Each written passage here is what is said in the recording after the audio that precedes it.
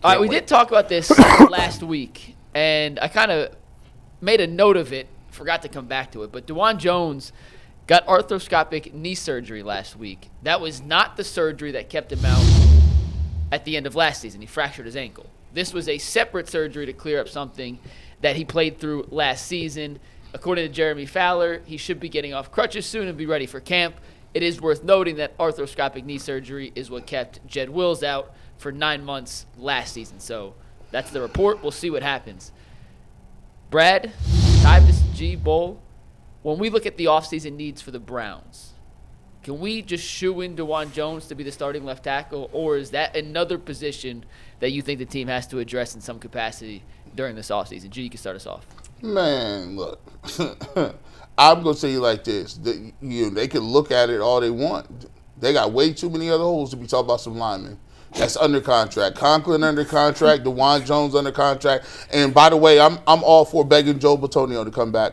Please come on back. I was wrong. I did you wrong. I didn't mean what I said to you. You going outside with the jukebox? Yeah, I need to come on back because I need to use all that available cap space or picks to get me some semblance of some weapons somewhere. Because listen, the scary part is Nick Chubb is on that open market, and I'm gonna tell you something.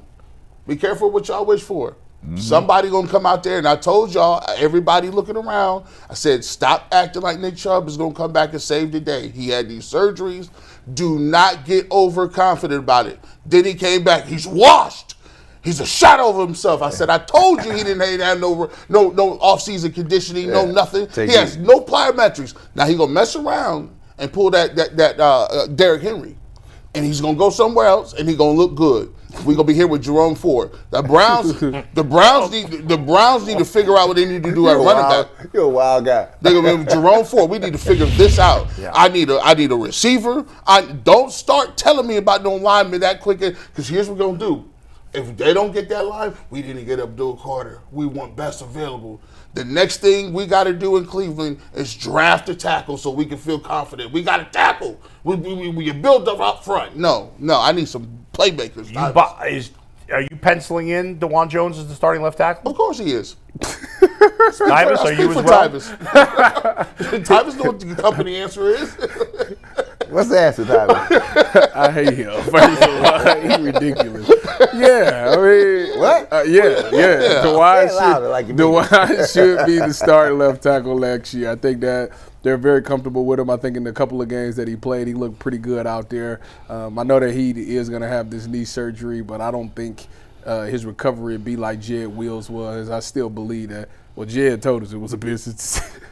Can't believe that. That was wild. Could believe it. That was wild. Jed said it was a business decision, which me and G alluded to anyways, because you seen the Micah Parsons, the Max Crosbys, the Trayvon Walkers, and Josh Hines Allen. Yeah, I'd have sat out too if I wasn't 100%. So that is what it is. I think Dawand will be fine. I do think that they do need to obviously get somebody behind him, though. You know, whether that's in the veteran market or whether it's a late round draft pick or something like that, because as Bull always alludes to, he has not finished the season yet, so there is that potential that he might miss some games, 1 or 2, and you can't derail the season if you don't have a left tackle. So you should have somebody in there that can at least get you through a couple of games. Brad, what do you think? Well, I agree with G. I mean, we got a multitude of issues. Hey, I'm the biggest Browns fan running around here. I'm still waiting for the Browns Super Bowl. I refuse to go to the Super Bowl. A while. Hey, well, listen, I've been here 62 years. I'm waiting.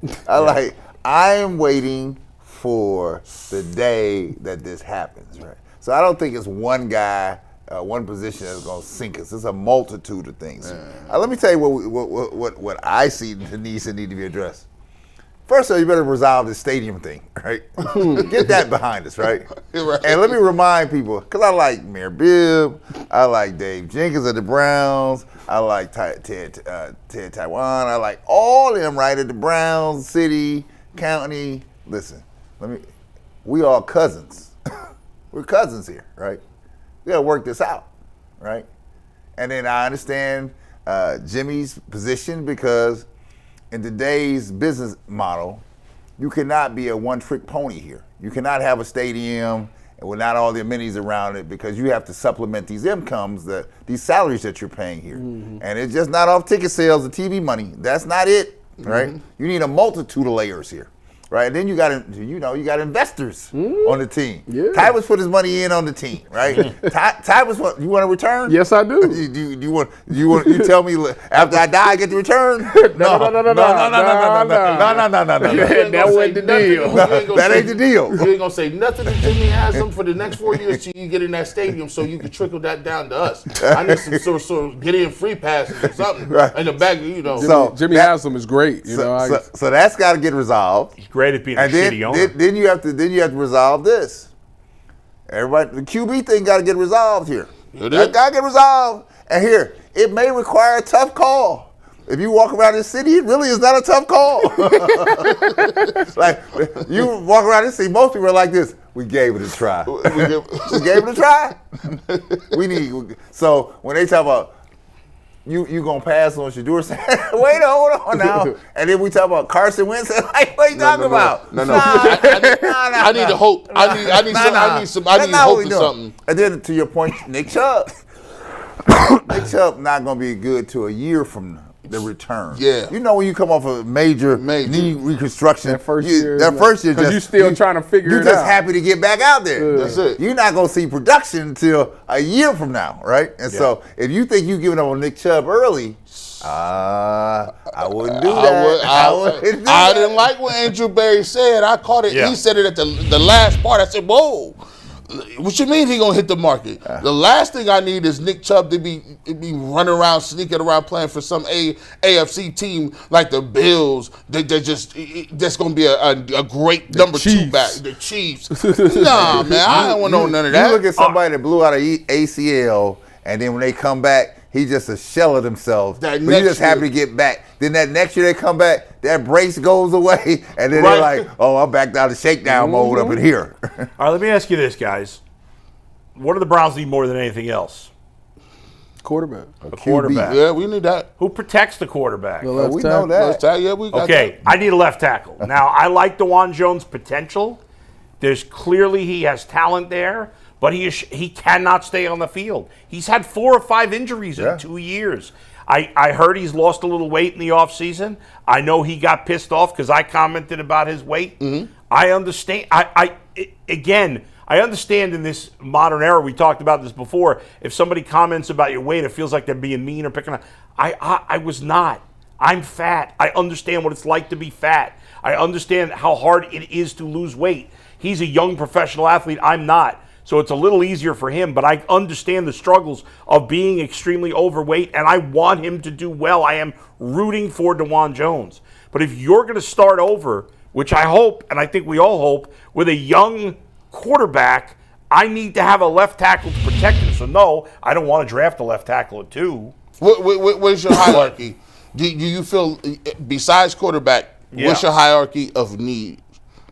I think left tackle is one of the top needs after quarterback. I really do. Now, obviously, they have a ton of needs all over the offense. They need another receiver. They need a legitimate starting running back. They need guards. They need a center. Yeah. I mean, they need a ton of things. They need a defensive end. They need a linebacker. They need everything. A and safety. they can't solve all their problems in 1 year. And I think with their cap situation, they're not going to go crazy in free agency. They're not good enough that it makes sense to do that. So let me ask you a question. Right? Yeah. And this is AB got to have the best draft in his life. This is from a person who is just thinking from the outside.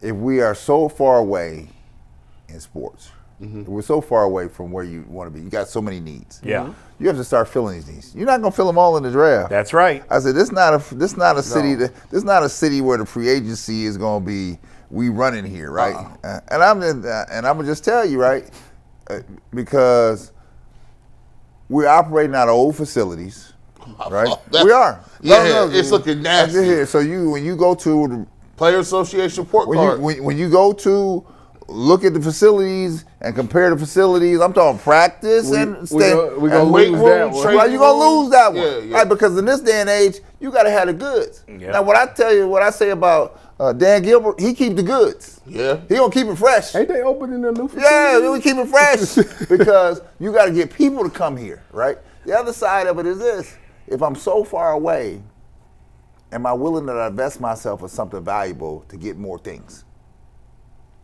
That's where this Myles Garrett conversation is headed. Now, Right. yeah, we didn't Yeah. even talk about that. I said- What you doing on that front? Well, I like Trade- Myles Garrett. trade. I like him a lot. But if I got needs and I can't fill them the way I need to fill, Right. I know I can extract something with him. A lot of things. Trading them. Right. Right. So I'm not saying I'm doing it, but I'd be foolish to sit up here and tell you I'm not going to entertain it. Right, that's I'm going to tell silly. you from the beginning, I'm going to entertain it. Yeah. Because the high-level teams I played for, they will entertain it. Oh, you getting entertained. You should be open to anything. You should be willing to consider You anything. getting entertained. You getting All right, entertained. Mike. Don't be mad. And they tell you this too, G.